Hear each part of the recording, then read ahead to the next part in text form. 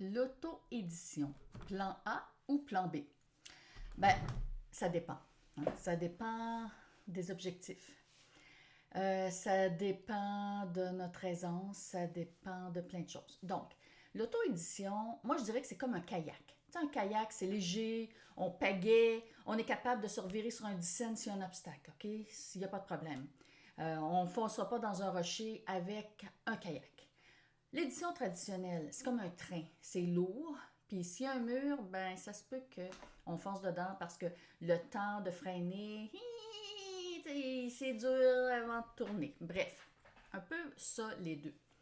L'édition à compte d'auteur, j'en parlerai pas parce que j'ai pas passé par là. Moi, je suis une auteure hybride, donc en traditionnel et en auto-édition. À compte d'auteur, c'est comme un éditeur traditionnel, mais il te demande de l'argent. Puis après ça, tu es responsable de distribuer ton livre puis de faire la promotion.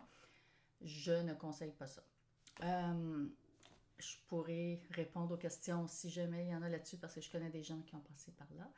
Mais ça peut convenir aux personnes qui sont conférencières, par exemple, parce que c'est vraiment une manière d'écouler des livres facilement quand on donne des conférences ou qu'on est consultant. Donc, en auto-édition aussi, sauf qu'on n'a pas à payer d'emblée. Étant donné qu'en auto-édition, ton livre, tu n'as aucun frais. Tu le téléverses sur une plateforme d'auto-édition, comme Amazon, par exemple, où il y en a d'autres plateformes. Mais Amazon, c'est qu'il y a 90% des livres en auto-édition qui sont sur Amazon. Donc, même si on a des réticences à encourager ce géant, comme ils disent en anglais, if you can fight them, join them. Donc, si tu peux pas les battre, joins-toi à eux. Par contre, c'est une bonne idée d'avoir une option pour les anti-Amazon. Donc, avec eux autres, tu as soit ton petit e-book qui est très très léger, facile à écrire, rapide, ou ton livre en édition, en impression sur demande. Là, c'est un petit peu plus lourd parce que tu as besoin d'au moins 100 pages pour faire un livre en impression sur demande. Par contre, une fois que c'est fait, tu peux en imprimer plusieurs, puis après ça, tu vends ça dans des conférences ou des ateliers que tu peux donner. Ça, c'est une formule. Ce serait comme un plan A en auto-édition. C'est si tu es pressé. Mettons qu'on t'offre de donner une présentation devant des gens dans 2 3 mois. Ben, tu peux tout à fait faire ton livre en 2 3 mois. Même en un mois, je l'ai fait plusieurs fois. Quand c'est un e-book, pour plus que 100 pages, bon, ça peut prendre 2 mois. 200 pages, ça peut prendre 3 mois si on est très concentré là-dessus. Donc, oui, plan A, auto-édition pour des gens qui ont déjà accès à beaucoup de gens, que ce soit des blogueurs, des youtubeurs, des gens qui ont déjà une liste de courriels. Là, je parle de courriel marketing avec des applications comme MailChimp, GetResponse, ConvertKit ou le mien, CyberImpact, qui est à Terrebonne parce que je suis québécoise, j'aime encourager les Québécois.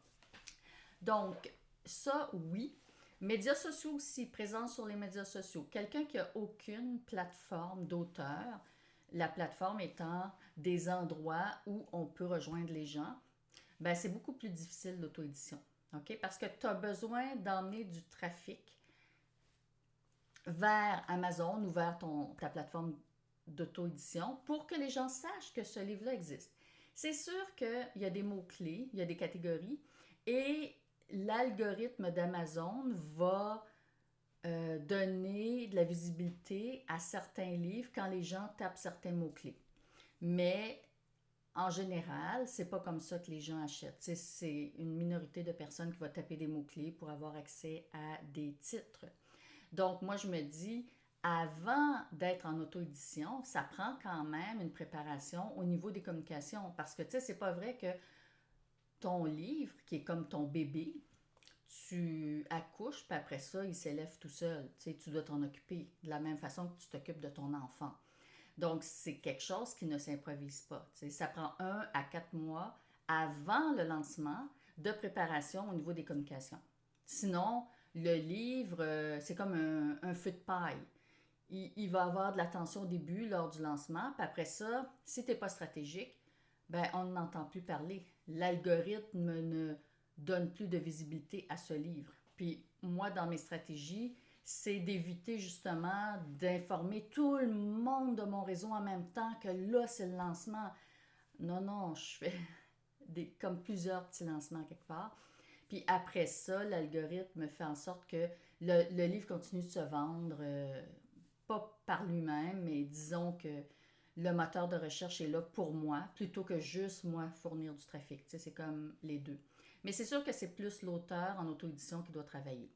Tandis qu'en édition traditionnelle, ben, tu sais, l'auteur, il peut comme juste rien faire au niveau des communications. C'est pas recommandé, là. Mais bon, ça pourrait à la limite. Puis, tu sais, en édition traditionnelle, la machine est grosse, c'est plus lourd, puis tu peux avoir énormément de visibilité. Si ton éditeur décide de mettre l'accent sur ton livre, puis de faire la promotion dans les médias traditionnels, médias sociaux. Donc là, tu sais, l'avantage, c'est la distribution. Tu sais, les livres sont disponibles en librairie, ailleurs aussi, dans certains grands magasins, là. Puis, tu n'as pas besoin, toi, de vendre tes livres parce que tu as besoin juste d'aller là où ton agente, ton attaché de presse t'envoie pour parler aux médias de ton livre. Donc ça fait une grosse, grosse, grosse différence, c'est sûr. Moi, en traditionnel, j'ai gagné avec mes 2 livres publiés au début des années 2000 autour de 40 000 en tout. Tandis qu'en auto-édition, j'ai 4 mini-livres, 4 e-books. J'en ai un en impression sur demande. J'ai fait 1000 $ avec les 4 à peu près. Puis, c'est plus paramédic empathique. Vous faites une différence qui fait beaucoup d'argent à cause de ma stratégie. Je cible un public très précis, les paramédics, les ambulanciers. Et ce livre-là a été tellement apprécié que plusieurs enseignants en soins préhospitaliers d'urgence obligent les étudiants à l'acheter. Ce qui fait que 2 fois par année, en début de session, j'ai des pics de vente. Et donc, l'argent rentre. Mais tu sais, quand on ne fait pas du tout de promotion de nos livres en auto-édition, ça se peut qu'il y ait des mois qu'il n'y ait pas de vente, OK? C'est quand même rare. Dans mon cas, j'ai quand même un lien sous ma signature de courriel vers mon livre paramédic empathique. Juste ça fait quand même des ventes. Mais tu sais, il faut le savoir que c'est très différent. Donc, plan A, c'est quand tu as besoin d'agir rapidement parce que tu vas pouvoir faire pas mal de ventes et que ce serait dommage de rater ça. Surtout que dans ton livre, il y a une page qu'on appelle marketing où tu peux promouvoir tes autres services. Si tu es consultant, conférencier, etc., les gens peuvent savoir comment te rejoindre pour faire de l'argent autrement parce que dans le fond, le livre devient l'ultime carte d'affaires. Le livre devient une façon de se faire connaître sans vraiment payer de la pub. Fait que c'est ça. Le plan A aussi, c'est si tu es pressé de publier. Et là, je pense à un de mes clients. Lui, il avait un cancer phase terminale et puis c'était important pour lui, avant de partir de l'autre bord, d'avoir son lancement parce que, tu sais, à un moment donné, longtemps, ton livre, tu le portes en toi, puis disons que la mortalité, c'est une motivation assez forte pour que ton livre, ça soit ton héritage. Et c'était très touchant, le lancement de cet auteur-là. Moi, je l'ai aidé pour sa couverture, puis ses maquettes photos promotionnelles à mettre dans les médias sociaux pour faire en sorte que les gens voient le livre, pas juste le livre tout seul, mais dans différents, j'ai juste le mot en anglais, le setting, mais en tout cas, des mises en scène dans le fond, que ça peut attirer l'attention. Donc, tu sais, cet auteur-là, il est maintenant de l'autre côté. Mais c'était vraiment touchant son lancement. Puis lui, c'était son plan A parce qu'il ne pouvait pas se permettre d'attendre qu'un éditeur traditionnel accepte son livre parce que ça prend entre 1 et 6 mois quand on envoie notre manuscrit à un éditeur traditionnel avant qu'il nous réponde. Ça, c'est s'il nous répond. Moi, je mets dans mon agenda des dates, par exemple, bon, regardez, Québec-Amérique deadline, là, bon, j'ai pas eu de nouvelles, ça veut dire qu'ils sont pas intéressés, parce que des fois, ils daignent même pas nous répondre. Et l'autre affaire, ça paraît que j'ai pas de, comment on appelle ça, de papier, j'ai pas écrit de texte avant de parler, là, fait que ma mémoire. Oui, c'est ça. Il faut être très motivé Puis, oui, oui, c'est ça, en édition traditionnelle, je retrouve mon idée. C'est qu'il y a juste 97%, non, il y a juste 3% des gens qui sont choisis, 97% de refus. Donc, est-ce que tu vas miser sur un éditeur traditionnel alors que tu n'as vraiment pas beaucoup de chances d'être choisi? Moi, je me dis, ça dépend. Si je veux beaucoup de visibilité, oui. Si c'est pas urgent que je publie parce que tout d'un coup, j'ai une idée, c'est en lien avec quelque chose que je veux faire bientôt ou c'est en lien avec l'actualité, puis que si j'attends 2 ans, ben ça va être dépassé. Parce que tu sais, l'édition traditionnelle, une fois qu'ils t'ont accepté, c'est à peu près 6 mois avant que ton livre sorte, ça c'est minimum. Puis avant que tu aies tes redevances, ton 10% là, de part du livre, c'est une autre année. Sauf Québec-Amérique qui paye 2 fois par année. Mais tu sais, mettons, moi, mes livres de 20 $ à l'époque, je faisais 2 $. Tandis qu'en auto-édition, tu as 35 à 70% de redevances avec la boutique Kindle, donc Amazon. Et là, mon livre de 2,99, je fais 2,7. Fait que tu sais, je fais plus d'argent pour mon petit livre de 39 pages, paramédic empathique, que mes livres Arrête de bouder, La vérité sur le mensonge, qui sont 160, 180 pages à peu près.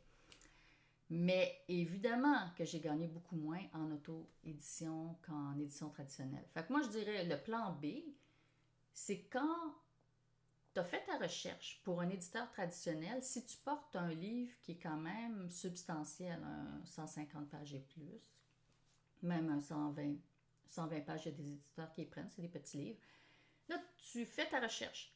Tu identifies tous tes auteurs en passant, si tu veux, ma grille Google Sheet de comment je procède pour identifier les éditeurs puis les consignes, tout ça, là, pour que ce soit professionnel. Je peux l'envoyer par courriel. Et là, t'attends, évidemment. Puis si personne veut te publier, là, ton plan B, c'est l'auto-édition. Mais sinon, je trouve que si tu portes un livre en toi depuis longtemps, puis c'est vraiment ton bébé précieux, je trouve que c'est très risqué de le sortir comme premier livre en auto-édition si tu n'as pas une grosse plateforme, puis si tu as quand même du temps devant toi. Tu sais, c'est sûr que si des gros problèmes de santé sont là et font que tu veux vraiment le sortir avant de passer dans une autre dimension, je te dis go. Tu sais, c'est super important là parce que moi je me dis toujours, bon sang, mon souhait c'est que tous mes manuscrits qui dorment dans mon disque dur sortent et soient lus avant que je passe de l'autre bord. Tu sais, c'est comme quelque chose, il me semble que je mourrais plus en paix. Fait que ça, c'est quand même à prendre en considération. Donc, tu sais, il y a plein de choses à prendre en considération. J'espère que j'ai fait quand même un gros tour de table là, pour aider à faire le choix. Ma recommandation finale, ce serait d'y aller au début pour briser la glace de l'auto-édition avec un petit livre qui n'est pas si cher à notre cœur pour éviter de la pression. Parce que déjà, apprendre toutes les 24 étapes en tout qui mènent à l'auto-édition, c'est quand même assez costaud. Surtout si on a un court laps de temps parce qu'on veut relever le défi.